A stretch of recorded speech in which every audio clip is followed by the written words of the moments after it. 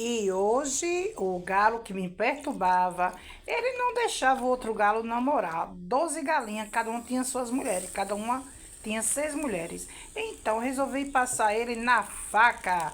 E hoje ele foi pro fogo. Então vamos lá, comecei logo a tirar essas pejuninhos que tem. Não gosto, né? Tem que queimar. No sítio, gente, eu fazia no fogo de lenha. Tudo isso aí eu tirava tudinho esses pelinhos, queimava no fogo na brasa. Muito bom Precisa fogo de lenha. cortar E aí vamos lá tudo cortar uma inteiro, cebola, não, botar uma sabe, pessoal? verdura. E A isso gente corta, tudo, não é pra gente, panela de é pra pressão. o galo. O capão. Vai ficar daquele modelinho. chama Então bora lá, capão. né? Uma cebolinha. Aqui chama Não precisa galo, picar capado, miudinho, não, gente, que vai pra panela né? de pressão, Então é vai isso, cozinhar. pessoal. Vocês E colocam tudo isso, pimentão, gente, é muito importante vocês batatinha, cortar as verduras cenoura, inteiras. Porque alho. muito miudinha E não é serve nem isso. pra gente mastigar. Então bora Olha lá, como tá ficando. pimentãozinho, né? Vou botar Um coentro e alhinho que tempero. não pode faltar. E vamos embora. Colocar todos os temperinhos já. Vamos. E bora pro fogão. Já tá todo no preparo.